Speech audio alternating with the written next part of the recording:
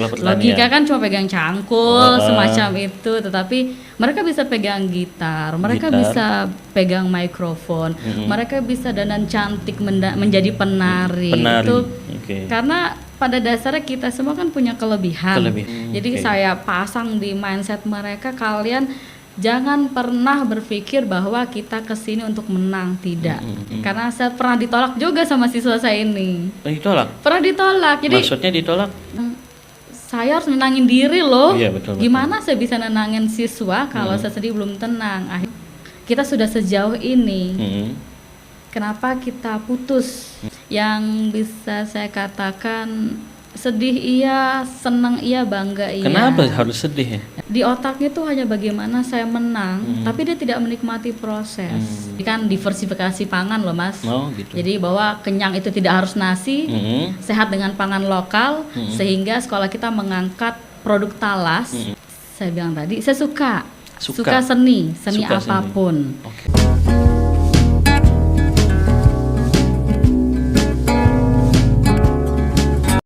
Assalamualaikum warahmatullahi wabarakatuh. Halo YouTube, selamat datang di channel Wira Podcast, ngobrol santai tanpa beban. Nah, hari ini saya kedatangan seorang bu guru muda, cantik, berbakat dan banyak prestasinya. Dia adalah Bu Linda Puspita Dewi. Iya. Apa kabar Bu Linda? Alhamdulillah baik Mas. Sehat ya? Alhamdulillah. Iya, sehat ya. Jadi Bu Linda ini dia adalah seorang guru di SPP, sekarang SMKPP. Sekolah Menengah Kejuruan Pertanian Pembangunan Negeri Mataram. Oh ya, kalau dulu sebenarnya kita sebutnya SPP ya, aja ya. Simpel banget SPP. Iya, SPP. Sekarang berarti SMKPP Negeri Mataram. Iya, yang ada di daerah Labu Api sana ya. Dan dia seorang agak unik menurut saya ya. Uniknya begini. Guru mata pelajaran. Iya, siap. Tapi banyak punya prestasi, mengantar siswa-siswanya prestasi di bidang seni dan juga olahraga. Iya. Nah, ini kan agak jauh sebenarnya. Ya, bisa diceritakan Bu Linda. Apa sebenarnya yang kok bisa guru mata pelajaran tapi membawa anak-anak ke bidang prestasi yang lain seperti itu.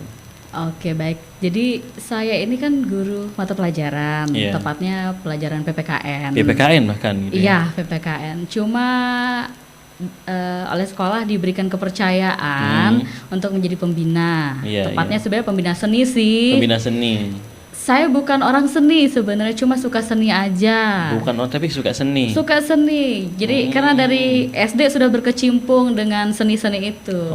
Kalau dikatakan seniman, aduh jauh dari kata itu. Cuma suka seni aja. Suka seni ya. Jadi itu sebab yang mendasari saya pada akhirnya ingin siswa-siswa ini bisa menunjukkan bakat mereka, bisa tampil, walaupun sebenarnya bayangin aja Mas, kita sekolah pertanian ya. Logika kan cuma pegang cangkul semacam itu, tetapi mereka bisa pegang gitar, mereka bisa pegang mikrofon, mereka bisa dandan cantik menjadi penari. Itu karena pada dasarnya kita semua kan punya kelebihan, betul. Kelebihan masing-masing. Kita punya bakat, cuma tinggal saya hanya membantu saja untuk menyadarkan mereka bahwa kau punya bakat ini loh gitu. Tapi kan Bu Linda tidak semua orang pasti seorang guru misalnya seperti Bu Linda bisa melihat bakat-bakat yang ada di murid-murid itu gitu kan. Sampai bisa mengantarkan mereka menjadi bisa berprestasi, bahkan tidak hanya di lingkup di daerah saja, sampai nasional juga. Iya, begitu kan Bu? Sampai nasional, sempat sampai nasional. Kalau boleh diceritakan selama ini mengantarkan siswa kita itu apa-apa saja? Untuk yang nasional terakhir kemarin 2018, persis beberapa bulan setelah gempa besar di NTB ini, itu kebetulan bidang gitar solo klasik. Gitar solo klasik. Berarti Bu Linda jago main gitar juga ya? Untuk kunci dasar bisa sih. Cuma kalau Kalau sampai jarinya joget-joget sampai keriting, oh tidak bisa. Tapi bisa mengantarkan membimbing siswa itu bagaimana ceritanya? Jadi itu sebenarnya karena kembali lagi bahwa mereka punya bakat. Saya cuma bantu mengarahkan dan tentu apalagi ini yang luar biasa mereka dengan otodidak itu ya. Otodidak. Saya coba. Ibu saya nggak bisa. Mereka banyak kan tidak pede. Sedangkan kita punya siswa, anak-anak kita itu butuh wadah. Butuh panggung untuk menunjukkan, wah saya bisa loh. Jadi ini ya Bu Linda ini ya membangkitkan semangat dia, rasa kepercayaan diri dia untuk berani tampil di depan publik seperti itu. Betul. Intinya itu. Dan saya tidak pernah memasang impian ke mereka bahwa hey kamu harus menang, tidak. Intinya bahwa kamu mau, oke. Kalau kamu mau, kamu pasti bisa. Karena orang bisa belum tentu mau, Mas. Orang bisa belum tentu mau. Gitu. Tapi orang mau, kalau sudah mau, ada sedikit bakat, pasti bisalah nanti. Jadi saya pasang di mindset mereka, kalian jangan pernah berpikir bahwa kita kesini untuk menang, tidak. Satu, puaskan hati dengan ada di panggung. Tidak semua orang bisa ada di panggung ini. Betul. Kemudian jangan pasang saya harus menang, tidak. Tampilkan yang terbaik. Karena seorang juara adalah yang mampu menunjukkan diri mereka bahwa itu bisa. Itu juara menurut saya. Oke. Itu kan tidak mudah ya Bu Linda membangkitkan yang mungkin orang itu sebenarnya dia tidak tahu. Betul. Itu bagaimana caranya? Aduh, itu memang butuh proses. Mas, nggak bisa instan. Karena saya pernah ditolak juga sama siswa saya ini. Pernah ditolak. Jadi maksudnya ditolak? Ditolak dalam arti dia bisa. Saya tahu dia punya kemampuan, tapi karena kurang rasa percaya diri, akhirnya dia tidak mau. Oh gitu. Bayangkan saya harus mengganti nama dalam kurun waktu kurang dari 24 jam untuk cari pengganti anak ini untuk tetap lolos, untuk tetap lanjut lomba. Pikir akhirnya untung ada yang mau menggantikan. Kemudian saya minta bantuan karena tidak mungkin saya yang melatih karena saya bisa apa sih. Saya minta bantuan sama ada salah satu teman di sekolah yang kebetulan gitaris band pada masanya dia. Tolong, anak ini cuma butuh dipoles. Coba. Saya cuma punya tugas untuk menumbuhkan percaya diri mereka. Akhirnya alhamdulillah si anak ini yang pengganti ini bisa lolos ke nasional. Ya.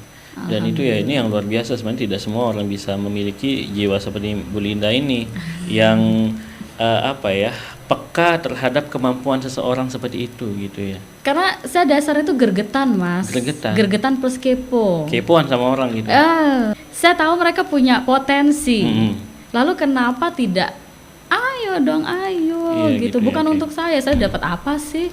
Untuk saya apa sih? Tapi kalian loh, apapun yang akan kalian lakukan itu nantinya pasti ada berfungsi di akhir masa nanti untuk kalian suatu saat.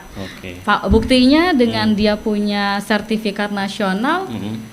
Kemarin ditawari untuk ikut tes polisi. Oh gitu ya? Iya, tapi cuma sekarang saya nggak tahu kira-kira sudah progresnya sampai mana gitu. Oke, kalau kita bicara tentang kompetisi nasional itu kan se-Indonesia Raya itu yang kompetisi. Dan saya juga pernah sih pengalaman waktu masih sekolah ikut di semacam kompetisi nasional. Pressure-nya itu kan tekanannya luar biasa itu kan. Luar biasa. Gimana Bu Linda kayak menenangkan, memberikan spirit ke anak-anak itu seperti apa? Jadi waktu di Aceh. Di Aceh. Jauh sekali ya? Jauh sekali. Posisi beberapa bulan setelah gempa.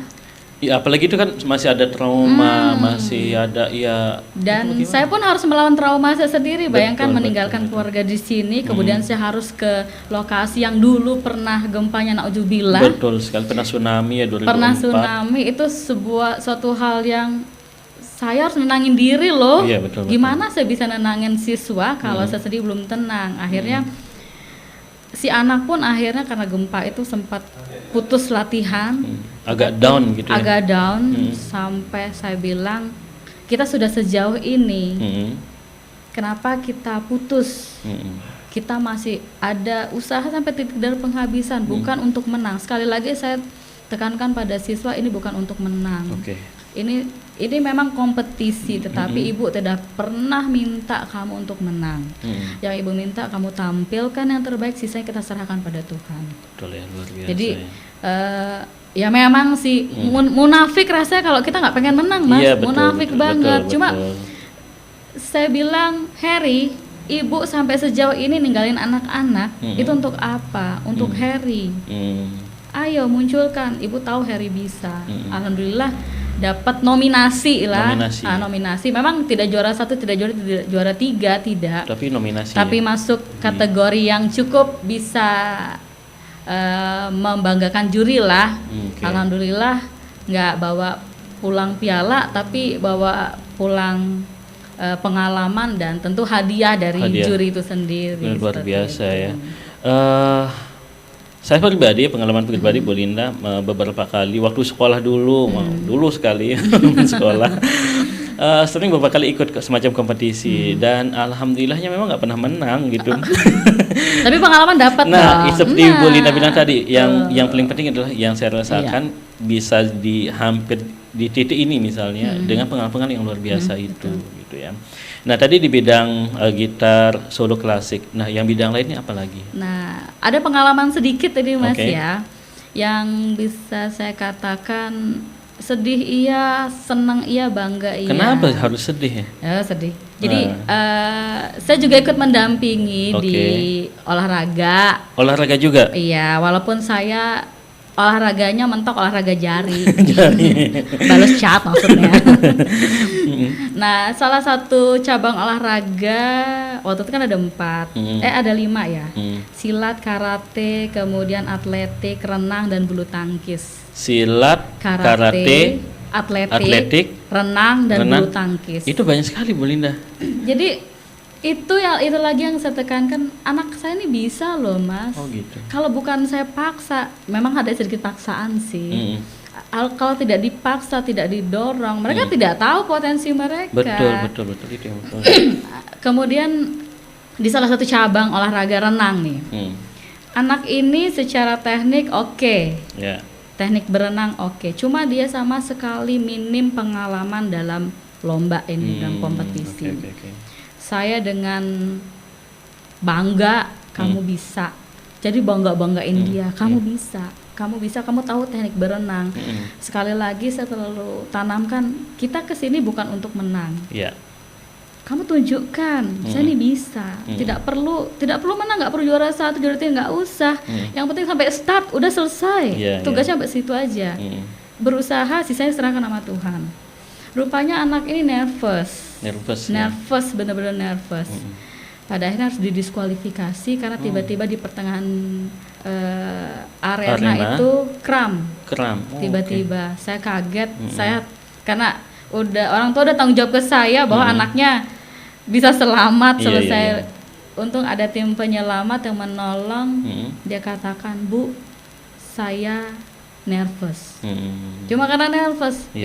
Itulah yang saya katakan bahwa anak-anak kita ini minim pengalaman. Jadi mereka itu hanya butuh panggung untuk memperlihatkan ini loh kalian. Jadi sebenarnya seperti menang juara itu sebenarnya bonus saja. Jadi yang lebih penting pengalamannya tadi itu. Tapi kadang kan Bu Linda, orang tua sendiri yang pengen anaknya harus juara, anaknya harus ini itu bagaimana? Ya, itu sempat saya rasakan juga. Oh gitu.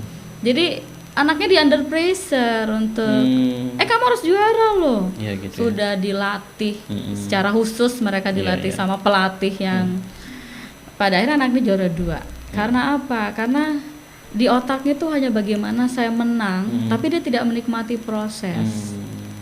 Jadi yang lebih penting itu mereka enjoy ada di sana, mereka happy ada di sana gitu ya. Mengerjakan sesuatu apapun itu dengan enjoy, ikhlas, let it flow lah. Itu pasti walaupun hasilnya nanti mungkin tidak sesuai ekspektasi, tapi setidaknya batin kita tuh enak. Tapi kalau misalnya kita ada tekanan, kemudian kita ada saya harus menang, itu kan sudah tidak enak perjalanan yang pada akhirnya andaikan kalau menang syukur alhamdulillah. Tapi kalau tidak menang itu akan berakibat pada mental anak itu sendiri. Oke, luar biasa. Kalau saat ini yang sedang mungkin dipersiapkan, apakah ada kompetisi atau apa? Mungkin. Kalau untuk kompetisi ini, untuk saat ini kita menunggu informasi dari yang di atas. Cuma sampai saat ini belum ada untuk kompetisi. Iya, mungkin karena corona Betul, ini juga karena ya. wabah ini. Wabah ya, jadi kita berharap juga wabah ini bisa segera berakhir. Betul, semoga. Dan ya kita memang rindu dengan apa ya, penampilan siswa-siswa kita betul. yang mereka bisa tampil di satu event-event ya, seperti itu Bu Linda ya. Nah, banyak orang yang belum kita bicara tentang SPP mungkin ya, atau SMK PP. SMK PP. Nah, banyak orang mungkin yang menganggap bah sekolah di sana nanti malah jadi petani atau gimana. Itu gimana? Jadi kita di sini sekolah menengah kejuruan pertanian pembangunan negeri Mataram bukan hanya mencetak petani, tidak. Sekarang kan ada istilah petani berdasi. Jadi sekolah kita memang ada Petaninya pakai dasi atau gimana? dalam arti dia yang manajerial, bukan buruh kasar, tidak. Jadi bukan nanti ke sawah pakai dasi, bukan. Enggak. Jadi mungkin dia punya tanah seberapa banyak Ya, yang dia mengelola, dia memanajerial, kemudian siapa tahu dia buka pabrik untuk mengolah hasil pertanian, kan itu bisa saja terjadi. Jadi di sekolah kita memang ada jurusan yang khusus untuk menanam, ada jurusan yang nanti mengolah hasilnya itu, Iya, betul. baik dari pengolahan perikanan, pertanian maupun peternakan itu. Gitu. Dan di sana juga kebetulan di sekolah kami ada mengembangkan wirausaha muda. Wirausaha muda. Jadi kita bekerja sama dengan Kementerian Pertanian. Kementerian Pertanian itu memberikan dana kepada kelompok-kelompok siswa untuk diolah sedemikian rupa yang nantinya mereka bisa survive pada saat mereka keluar dari sekolah. Jadi kayak semacam apa ya, belajar wirausaha di sekolah. Iya. Apa yang mungkin diperjualbelikan atau apa yang kegiatannya apa? Jadi yang sedang berjalan saat ini kebetulan pengolahan hasil pertanian dan sekarang concern di talas. Jadi kan diversifikasi pangan loh Mas. Oh, gitu. Jadi bahwa kenyang itu tidak harus nasi, sehat dengan pangan lokal, sehingga sekolah kita mengangkat produk talas untuk diolah sedemikian rupa sehingga bisa dinikmati oleh kaum milenial. Jadilah keripik talas, kemudian apapun yang berbentuk talas.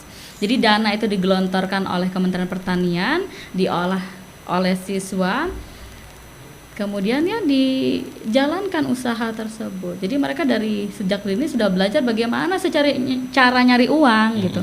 Bagaimana saya bisa melakukan sesuatu sehingga pada saat lulus sekolah saya nanti saya tidak jadi penyu.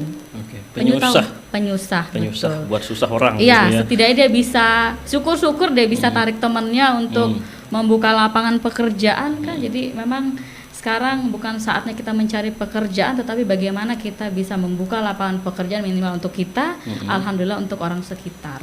Betul ya sekali ya. Dan bagaimana sih sekolah itu memanage siswa agar kayak apa ya, dalam berwirausaha tuh kayak betul-betul dia bisa jalani dengan baik itu. Ya, jadi tetap ada pembimbingnya. Pembimbingnya ada.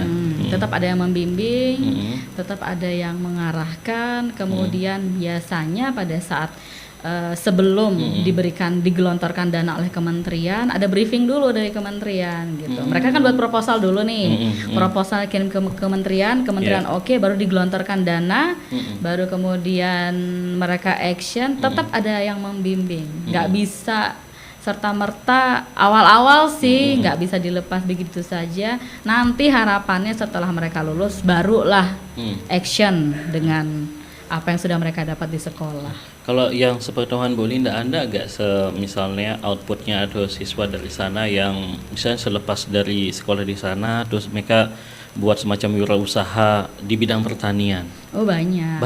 Jadi alumni SPP itu sudah tersebar. Sudah jadi orang-orang hebat. Saya rasa sudah jadi orang-orang hebat dengan kemampuan mereka, dengan ilmu yang mereka dapat dari sekolah kemudian diaplikasikan di dunia kerja, bahkan sudah ada yang membuka lapangan pekerjaan. Saya rasa sudah cukup banyak dan kebetulan juga kita kan setiap siswa ini ada diberikan waktu untuk magang. Dan rata-rata kita magang di tempat alumni gitu. Jadi kayak apa ya? Alumni pun masih merasa ini bagian dari sekolah gitu. Masih merasa jadi keluarga besar sehingga kita pun yang jadi guru di situ merasa terbantu. Oh ini alumni. Jadi kemana-mana ketemu alumni. Dan memang pertanian itu Bu Linda ya ada ilmunya yang harus ditahu ya. Pengalaman saya pribadi ini kan waktu awal corona kita nggak boleh kemana-mana, jadi saya ambil kegiatan itu kayak bertanam tanaman lah, sayur di rumah, coba hidroponik. Ternyata itu luar biasa susah bagi saya. Bahkan nanam-nanam yang di sayur-sayuran di sekitar rumah pun memang harus ada pengetahuan dan bertanya kepada orang. Kadang kita cari di internet saja kadang tidak cukup ternyata gitu ya. Nah, bagaimana pendapat Bu Linda kegiatan-kegiatan masyarakat yang tren di tengah masyarakat itu kayak urban farming atau kayak di pekarangan rumah membuat tanam sayuran itu bagaimana? Jadi sekarang itu yang seperti ini kan booming ya, ternyata memang pandemi ini ada berkahnya ya, selalu itulah luar biasanya Tuhan. Setiap ada musibah selalu ada berkah di balik itu. Yang mulanya nggak bisa bercocok tanam jadi bisa. Yang gitu biasanya beli cabai sekarang nggak perlu beli, udah tinggal metik. Jadi luar biasa. Saya rasakan sudah mampu survive dengan apa yang mereka lakukan di tengah pandemi ini. Kemudian syukur-syukur kan ada yang bisa sampai jual beli kemudian ada yang sampai bisa dikonsumsi, dibagi-bagi ke tetangga. Kebetulan juga di rumah seperti itu. Itu juga Bu Linda juga. Tapi Bu Linda ada ilmunya gitu, jadi paham gitu ya. Kalau secara ilmu, karena saya guru PPKN Mas, guru jadi kalau PPKN. Saya itu disuruh menanam, mohon maaf, tapi kalau disuruh panen jago. Panen jago. Kalau menanam agak-agak dibilang, aduh keliengan iya mungkin, tapi kalau panen jago. Gitu ya, luar biasa. Diajarin ini step-stepnya, oke. Tetapi pada prakteknya mungkin memang kita membutuhkan ilmu untuk itu sehingga yang tidak punya ilmu ada zong. Jadi pada saat panen ketiga mau nanam lagi, aduh encop dah. Ini yang unik dari Bu Linda tadi ya. Bu Linda kan guru PPKN ya, yang pasti banyak belajar tentang Pancasila dan lain-lain sebagainya. Tapi malah banyak prestasinya mengantar siswa-siswa di bidang seni. Tidak hanya nyanyi, ada juga nari. Nah itu kalau nari bagaimana? Kalau nari ini ada khususnya pelatihnya sendiri gitu? Ada yang sempat ikut melatih, ada yang mereka latihan sendiri, ada yang saya bimbing. Ya dulu biar begini bentuknya sempat ikut nari sih Mas. Nari gitu. Jadi ilmu nari beberapa yang dasar sih, yang dasar oke lah. Jadi untuk tari-tari tradisional, tari-tari modern, untuk yang mudah-mudah lah, tapi kalau sudah sampai tari Bali itu udah angkat tangan. Beda karena dasar tari setiap daerah itu kan beda-beda. Beda gitu ya. Beda. Setiap tarian pun dasar itu beda-beda, jadi nggak bisa disamain. Jadi kayak ada semacam level-level tertentu. Iya betul. Oh gitu ya. Iya. Oke. Nah, berarti Bu Linda ini lebih seperti saya bilang di awal tadi ya. Melihat siswa, kamu bakatnya di sini, kamu bakatnya ini bakatnya kamu di sini. Yang kadang belum tentu siswa itu belum tahu bakatnya. Nggak tahu mereka kadang. Misalnya kamu kayaknya jago nari nih, tapi Bu Linda katakan ini kamu pintar nari. Siswanya belum tentu merasa saya bisa nari, seperti itu ya. Jadi kembali lagi seperti saya bilang tadi Mas, yang penting mau dulu. Oke. Kalau mau kemudian ada sedikit bisa, nanti akan jadi bisa beneran. Berarti kayak Bu Linda ini lebih jago nanam bakat orang daripada nanam sayuran gitu ya. Saya sudah pernah mencoba menanam, pada akhirnya tanaman itu mati di tangan saya. Jadi lebih baik saya menanam bakat ke spirit siswa aja, siswa itu ya luar biasa. spirit. Tapi kalau tanaman daripada nanti tanaman itu kemudian layu dan mati di tangan saya, mari kita tanam yang lain saja. Nah tadi pengalamannya ada di Aceh, Kak. Selain itu kemana aja ya pernah? Pernah ke Palembang, Palembang di nemenin Sumatera Selatan ya. siswa waktu itu nari, kebetulan nari daerah diminta sama kementerian. Ayo SPP Mataram, SMKPP Mataram, yeah. mau perform apa? Oke, siap. Tari Bala Anjani. Bala Anjani. Oke, dan respon audien waktu itu bagaimana? Alhamdulillah lumayan excited mereka. Oh, ternyata gini ya. Oh, kostum anak-anak seperti ini. Bayangkan. Untung yang dibawa penari itu 3, Mas. Jadi dalam 3 orang ini saya membutuhkan waktu hampir 1,5 jam untuk mendandani dan memakaikan kostum. Ya. Ya, karena kan keterbatasan untuk ngangkut orang kan, akhirnya ya sudah, bisalah saya bisa. Oke. Nah, kalau boleh tahu nggak background dari Ibu Linda sendiri apa? Misalnya memang penyanyi kah? Atau mungkin dari memang keluarga yang suka dari kecil itu ditanami dengan jiwa-jiwa seniman atau bagaimana? Jadi saya bilang tadi saya suka seni apapun. Okay. SD saya nari, SMP saya main band. Main band juga. Berarti dulu kayak gaul gitu ya? Ya, kemudian SMA merambah ke vokal dan teater. Oh gitu. Kemudian kuliah. Ya, ambillah job MC sedikit-sedikit, sekalian job nyanyi gitu. Kembali lagi luar biasa, hobi yang dibayar itu jadi wow. Gitu, ya. Sampai sekarang masih kalau misalnya ada yang berkenan, Bu Linda di MC-in, oh ayo mari. Siapa yang nggak suka cuan, Mas? Oke, luar biasa ya. Ini bagaimana pendapat Bu Linda sekarang ke anak-anak generasi kita? Yang sekarang kan banyak ya teknologi lah, media sosial dan sebagainya, berpengaruh tidak ke lingkungan sekolah mereka atau cara belajar mereka? Sangat berpengaruh. Kalau dulu kita zaman SMA misalnya ada guru lewat kita dengan serta-merta cari jalan lain, lain. Ada segan gitu ya. Segan. Kalau mereka anak-anak sekarang itu mereka, "Hai Bu, halo Bu." Oh gitu. Hai Bu. Walaupun tetap saya selalu tanamkan di setiap kelas bahwa kami guru tidak membutuhkan hormat kalian, tetapi kewajiban kalian menghormati guru siapapun. Betul, guru itu, walaupun tidak diajar sekalipun, minimal assalamualaikum Bu, atau yang non muslim selamat pagi. Kalau salim jangan, corona nggak boleh. Gitu. Oke, jadi walaupun mereka hai Bu, assalamualaikum, tetap mereka harus punya adab dan etika untuk itu.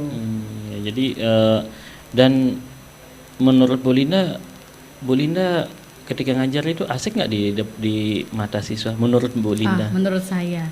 Kan nanti, ada guru. Nanti dikatain narsis nanti. Ya, maksudnya ada kan guru yang kayak membosankan dalam belajar. Begitu. Ada yang kalau teknik Bu Linda dalam ngajarin itu gimana? Kalau saya sendiri gini Mas, kita belajar itu 2 arah. Saya ini hanya sebagai sarana saja, sumber belajar, tapi bukan sumber belajar, karena sumber belajar kan bisa belajar di mana saja. Tapi saya di sini hanya membantu mereka.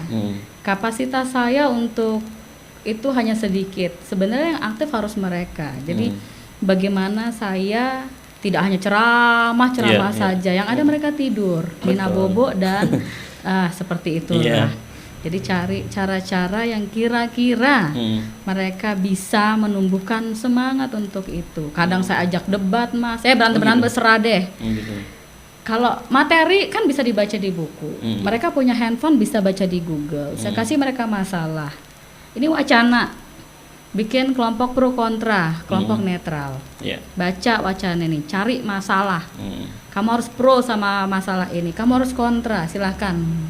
Nanti kalau sudah kira-kira ada jalan, baru di endingnya nanti kita hal yang agak-agak bengkok kita luruskan. Tapi tetap jangan mematikan semangat siswa dengan mengatakan kamu salah, tidak. Oh iya, oke, tapi mungkin kurang kurang sedikit ya, Iya. tambahin ini supaya seperti ini gitu. Jadi kayak apa ya? Ini kan apalagi pelajaran PPKN agak ya mungkin bagi sebagian siswa ya agak boring gitu ya. Ngantuk kan, materi buku setebel ini suruh hafalin. Iya. Nah, jadi dengan cara itu Bu Linda memberikan apa ya? Kebebasan kepada siswa untuk berekspresi seperti itu gitu ya. Oke, mungkin ini terakhir apa yang ingin Bu Linda sampaikan terutama ke masyarakat kita yang punya anak yang sedang sekolah, yang kadang-kadang masih berpikir oh anak saya harus juara, anak saya harus ini dan lain sebagainya. Itu bagaimana? Jadi saya tekankan bahwa kita punya anak masing-masing, ada hal mereka punya bakat, tidak bisa kita paksakan. Jujur anak saya pun pernah tidak tuntas di mata pelajaran bahasa Inggris. Tidak tuntas. Tidak tuntas. Lalu saya marah? Tidak. Kenapa harus marah? Oh, gitu. Toh pelajaran yang lain dia bagus. Tidak tuntas dalam arti? KKM misalnya 75, Iya. maaf KKM 70, nilainya 68, kan tidak memenuhi kriteria ketuntasan minimal di kelas. Anakku nggak lulus pelajaran bahasa Inggris, padahal anakku suka bernyanyi bahasa Inggris. Tetapi nilainya ini nggak apa-apa, Oh, gitu. kan masih bisa semester depan. Tidak tuntasnya belajar itu bukan Artinya kiamat dia- lah, gitu, tidak. ya. Tidak bisa kita samakan anak satu dan anak yang lain. Oke. Mereka masing-masing punya potensi, mereka masing-masing punya bakat. Coba diolah, dicari di mana kira-kira. Oh ternyata anaknya di bakat nari. Masa kita mau paksa dia untuk bermain gitar? Iya. Tidak bisa. Anaknya berbakat di pelajaran olahraga, lalu kita harus paksa dia untuk di pelajaran lain. Tapi sebagai orang tua tetap harus kita giring anak itu, ya minimal mentok lah KKM gitu kan. Nah, ada pendapat gini Bu Linda, anak itu tidak bisa memilih, jadi orang tua yang harus memilihkan gitu. Kita tidak memilih, kita mengarahkan. Mengarahkan. Saya walaupun anak saya masih SD, tapi tetap saya arahkan, kakak mau sekolah di mana. Oke. Jadi bayangkan kami keliling kota, mau sekolah di mana, untuk cari sekolah pun kita berikan sambil kita masih kasih pandangan-pandangan. Jadi- Seperti ini loh, oke, seperti oke. ini. Gitu. Jadi semacam begini Bu Linda ya, misalnya kita kasih opsi, kalau pilih A, ini yang kamu dapat. Iya, betul. Pilih B, ini yang kamu dapat Betul. gitu ya. Nah, bagaimana dengan orang tua yang kadang masih kamu harus dapat ranking 1, harus punya target, dapat nilai sekian-sekian. Kan itu kadang masih ada masyarakat Oh, yang banyak itu. Kasihan anaknya nanti stres. stres anaknya gitu. Dalam arti, oke mungkin dia bisa senyum di depan, iya saya lakukan. Tapi kan kita nggak tahu hatinya anak. Oke. Pada akhirnya nanti akan melakukan hal-hal yang tidak kita inginkan kan. Apalagi sekarang pergaulan luar biasa, dari gadget aja sudah Betul. banyak sekali yang kita takutkan itu terjadi. Belum lagi lingkungan pergaulan. Kalau sampai salah gaul, kemudian karena orang tuanya menekan, anaknya nggak berani cerita ada sesuatu apa di belakang. Nanti setelah ada sesuatu baru orang tua menyesal. Jadi urutannya anak tidak nyaman berada di rumah, di sekolah pun dia merasa tertekan. Betul. Akhirnya mencari tempat yang merasa Cari dia tempat yang kira-kira dia bisa, oh saya diterima di sini, saya tidak ditekan di sini, saya bisa survive di sini. Dan kadang nggak tahu kalau itu tempat bukan tempat yang baik misalnya. kalau tempatnya baik oke gitu. Alhamdulillah Ya. kalau misalnya dia itikaf di musola Iya. atau di masjid, no problem. Tapi kalau tiba-tiba dia di perkumpulan yang di sana ternyata minum minuman narkoba. keras, narkoba, judi, kan kita nggak tahu anak-anak. Dan agak jarang sih mau itikaf di musola. Tapi kita tetap berdoa untuk Iya. itu. Oke, sekali lagi ini pesan Baik. buat orang tua yang kadang-kadang masih melakukan hal itu apa? Pesan saya bahwa kita punya anak itu titipan. Kemudian tiap-tiap anak punya sesuatu yang berbeda, tidak Iya. bisa kita samakan. Tugas kita sebagai orang tua adalah mengarahkan. Syukur-syukur anak-anak kita mau mengikuti. Tapi kalaupun misalnya anak-anak masih begini, mari kita tampung, kita sharing, terbuka dengan anak itu akan menjadi sesuatu yang wow, karena anak itu bukan hanya anak yang harus kita perintah, tetapi anak itu adalah tempat kita sharing. Anak itu adalah yang nantinya membawa kita ke surga. Jadi bagaimana cara kita untuk ayo nak, ayo gapai mimpimu, kami mengarahkan, kamu yang menjalankan, sisanya kita serahkan sama Tuhan. Betul. Jadi ada yang mengatakan investasi terbesar itu sebenarnya bukan tanah, bukan rumah, bukan emas dan sebagainya, tapi investasi terbesar itu adalah kita punya anak-anak yang sehat, baik, berbakti. Betul seperti Bu Linda ya. Iya, seperti itu Mas. Iya. Bu Linda, terima kasih ya. Kita banyak hal yang bisa kita dapatkan dari, apalagi di tengah pandemi ini. Sekarang kita harus menjadi guru di rumah gitu ya. Yang sangat berat. Saya pribadi sangat berat Bu Linda ya. Sama Mas. Karena ternyata lebih mudah mengatur anak orang daripada anak sendiri. Oh begitu ya. Jadi siswa kita tuh lebih takut sama guru daripada sama ibunya. Ya gitu ya. Apalagi kami yang bukan guru tuh berat sekali. Baik, bismillahirrahmanirrahim. Terima kasih Bu Linda atas pencerahan kita hari ini. Ini sangat-sangat luar biasa dan semoga kita bisa terinspirasi dari Bu Linda tadi yang memang betul kita harus memberikan terutama ke anak-anak kita. Dia bahagia di mana dia berada, di rumah, di sekolah, dimanapun dia berada. Yang paling penting dia merasakan enjoy hidupnya, seperti itu ya. Terima kasih sudah bersama kita di Wira Podcast hari ini, ngobrol santai tanpa beban. Wassalamualaikum warahmatullahi wabarakatuh dan sampai jumpa.